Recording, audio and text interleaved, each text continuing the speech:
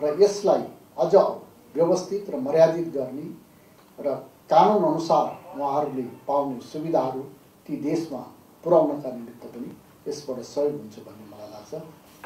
Saudi अरबका परराष्ट्र मन्त्रीबाट 2078 फागुन 30 देखि चैत 1 सम्म गर्नुहुने नेपाल भ्रमणको अवसरमा द्विपक्षीय वार्ताका लागि माननीय परराष्ट्र मन्त्रीको नेतृत्वमा प्रतिनिधि मण्डल गठन गर्ने।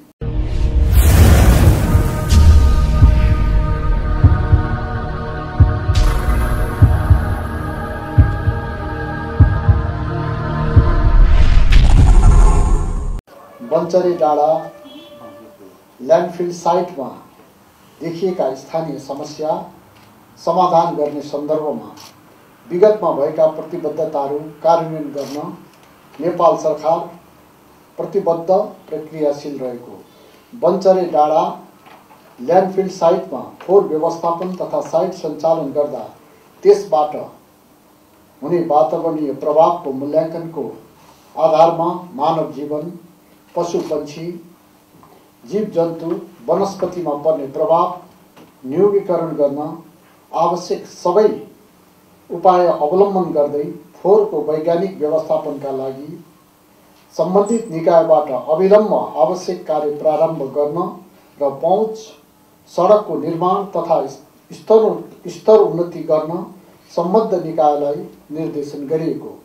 यस सम्बन्धी कार्यमा आवश्यक सहजीकरण र समन्वय गर्न स्थानीय जनप्रतिनिधिहरू समेत रहेको एक उच्च स्तरीय समिति र तत्काल आइपर्ने समस्या समाधानका लागि सरकारवालाहरू समेत सहभागी एउटा ऱ्यापिड एक्सन टास्क फोर्स गठन गर्ने निर्णय समेत भएको। राष्ट्रिय वाणिज्य बैंक लिमिटेडको स्वामित्वमा रहेको सुर्खेत जिल्लामा रहेको क्षेत्रफल 9 कट्ठा 8 धुर जग्गा नेपाल राष्ट्र बैंकलाई बिक्री गर्न स्वीकृति प्रदान गर्ने। नेपाल आयल निगमको रिक्त कार्यकारी निर्देशक पदमा श्री उमेश प्रसाद थानी सुर्खेतलाई नियुक्त गर्ने। संयुक्त राज्य अमेरिकाको न्युयोर्क स्थित संयुक्त राष्ट्रसङ्घको मुख्यालय 2022 मार्च 7 देखि 18 सम्म सञ्चालन हुने United Nations convention on the law of the sea on the conservation and sustainable use of marine biological diversity of areas beyond national jurisdiction BBNG अन्तर्गत इंटर गभर्मेन्टल कन्फरेन्सको चौथौं सत्रमा नेपालको तर्फबाट सहभागिताका लागि कानुन, न्याय तथा संसदीय मामला मन्त्रालयका सचिव श्री उदयराज सापकोटाको नेतृत्वको भ्रमण स्वीकृत गर्ने।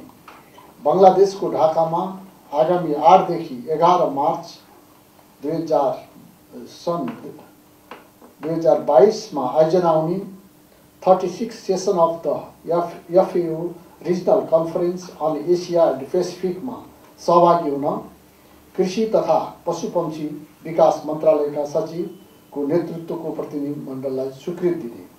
बिउ बिजनको किसिम वा जात सूचित गर्ने प्रयोजनार्थ राष्ट्रिय बिउ बिजन समितिबाट सिफारिस भई आए बमोजिमको सूचना नेपाल राजपत्रमा प्रकाशन गर्न स्वीकृति दिने।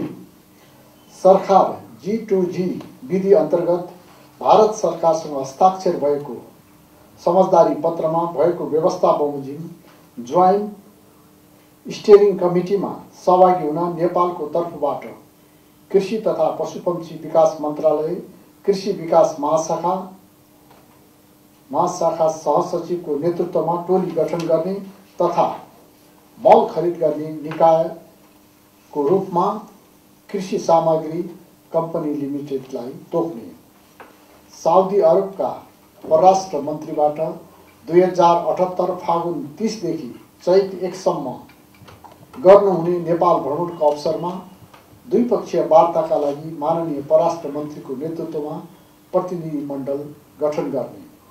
नेपाल र साउदी अरब सरकारको बीच हुने general cooperation agreement between the government of Nepal and the government of the kingdom of Saudi अरेबियाको मस्यौदा स्वीकृत गरी नेपालको तर्फबाट हस्ताक्षर गर्न परराष्ट्र मन्त्रालयलाई अख्तियारी दिने।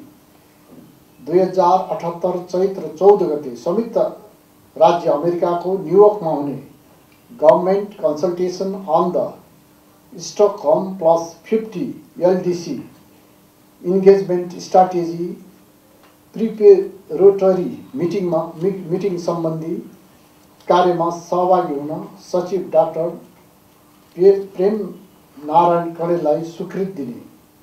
श्रम रोजगार तथा सामाजिक सुरक्षा मन्त्री माननीय कृष्ण कुमार श्रेष्ठको नेतृत्वको प्रतिनिधि मण्डललाई संयुक्त अरब इमिरेट्स, सेसेल्स र कतार भ्रमण गर्न स्वीकृति दिने।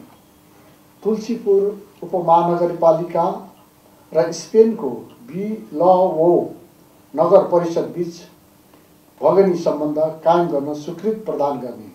फोहोर मैला व्यवस्थापन सम्बन्धी कानुनको मस्यौदा तयार गर्न सहमति प्रदान गर्ने। राष्ट्रिय भवन प्रविधि अनुसन्धान केन्द्र र सङ्घीय सचिवालय निर्माण तथा व्यवस्थापन कार्यालयको सङ्गठन संरचना र दरबन्दी तेरिज स्वीकृत गर्ने।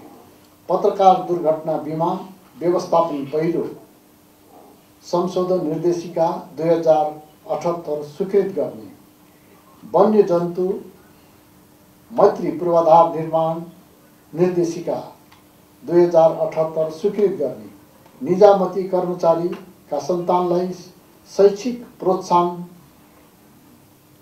वृत्ति उपलब्ध गराउन निर्देशिका 2078 गर्ने।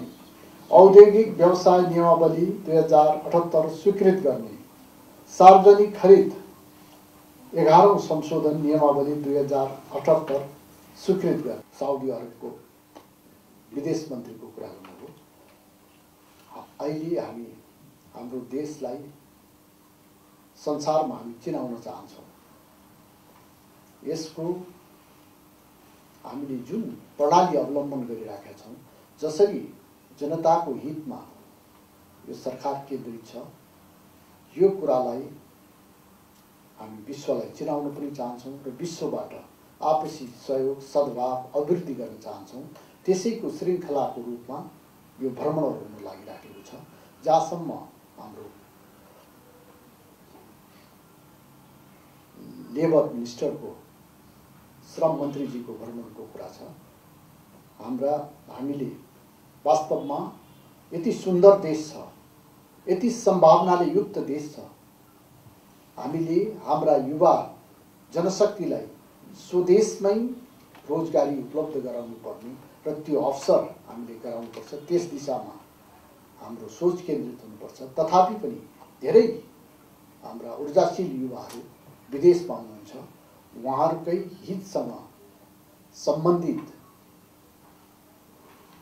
उद्देश्यका लागि श्रम मन्त्रीजीको भ्रमण भएको छ र यो भ्रमणले हाम्रो श्रम क्षेत्रमा विदेशमा बसेर रोजगारी गर्ने जो हाम्रा मित्रहरू हुनुहुन्छ, उहाँहरूलाई सहयोग पुग्नेछ र यसलाई अझ व्यवस्थित र मर्यादित गर्ने र कानुन अनुसार उहाँहरूले पाउने सुविधाहरू ती देशमा पुर्याउनका निमित्त पनि यसबाट सहयोग हुन्छ भन्ने मलाई लाग्छ। अभिव्यक्ति स्वतन्त्रताका निमित्त दक्षिण एसियामै अग्रणी मुलुकको रूपमा हामी यसलाई स्थापित गर्न चाहन्छौँ र संविधानले अभिव्यक्ति स्वतन्त्रताको जुन परिकल्पना गरेको छ, त्यसलाई अझ व्यवस्थित गराउने उद्देश्यबाट नै हामीले युट्युबमा यी कुराहरू लागू गर्ने दिशामा सरकारले र सञ्चार मन्त्रालयले पाइला चालेको छ।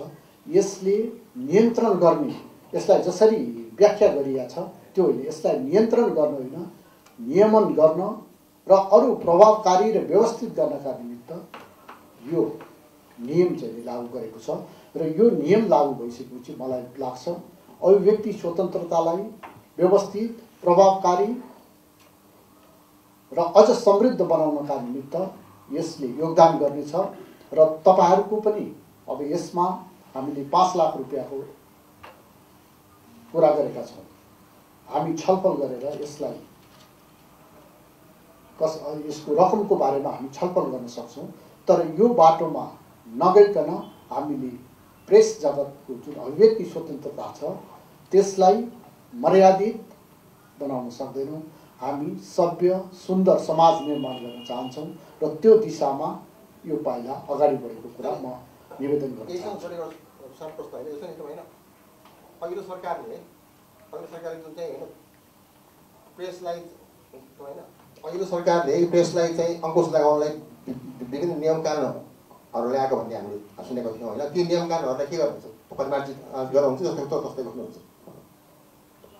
तपाईँ स्पष्ट हुनुहोस्।